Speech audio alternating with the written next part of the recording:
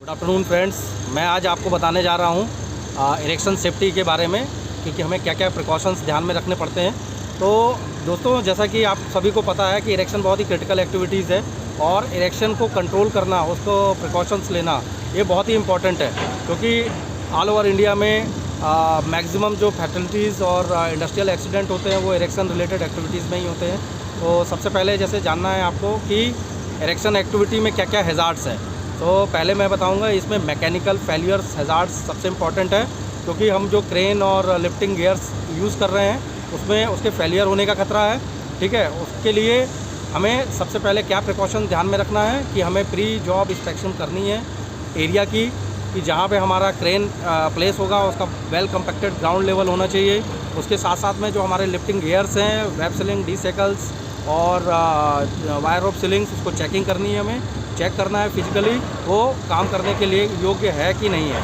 उसके बाद सबसे इम्पॉर्टेंट चीज़ है कि फेलियर होने का एक खतरा ये भी रहता है कि हमारा जो ऑपरेटर है वो कॉम्पिटेंट है कि नहीं है। ठीक है, और हमारा जो लिफ्टिंग टूल्स एंड टैकल्स है, इक्विपमेंट्स है, उसका TPI सर्टिफाइड है कि नहीं है। अब TPI क्या होता है उसके बारे में बताऊँगा। फैक्ट्री एक्ट में मेंशन है एज़ पर सेक्शन 29 उसमें कि जो सक्षम अधिकारी होता है, कॉम्पिटेंट पर्सन होता है, वो TPI सर्टिफिकेट फॉर्म 10 के थ्रू इशू करता है। तो हमें वो वेरीफाई करना है, उसकी लोड कैपेसिटी वेरीफाई करनी है और उसको हमें अलाउ करना है। तो ये मैकेनिकल फेलियर होने से हमें बचाता है।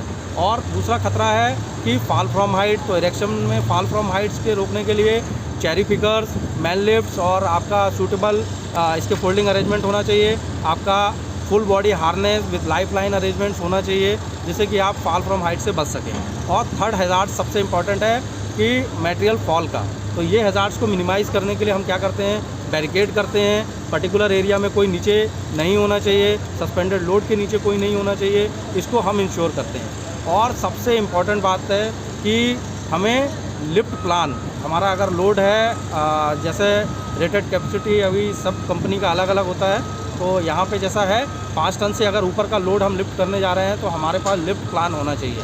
लिफ्ट प्लान में सबसे इम्पॉर्टेंट है कि क्रेन की कैपेसिटी किस रेडियस पे, किस बूम लेंथ में, किस हाइट में कितनी बन रही है, और उसकी कैपेसिटी से हमारा जो लोड हम जो उठाने वाले हैं वो उन दोनों के बीच का जो अंतर है, जिसको हम लोड सेफ्टी फैक्टर कहते हैं, वो हमारा लेस देन 70% होना चाहिए।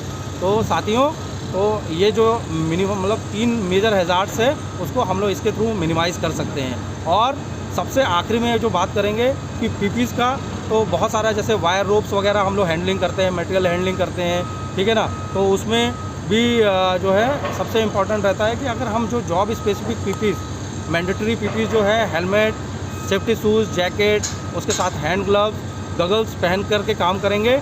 और जो जॉब स्पेसिफिक पीपीज़ है, जैसे कि अगर हम जो एक्टिविटी कर रहे हैं, वायर रोप से हैंडलिंग कर रहे हैं, तो हैंड ग्लव्स पहन करके, कट रेजिस्टेंस हैंड ग्लव्स पहन करके हैंडलिंग करनी है। तो दोस्तों, इन बातों का हमें विशेष तौर पे ध्यान रखना पड़ता है इरेक्शन करने के दौरान। Okay, thank you very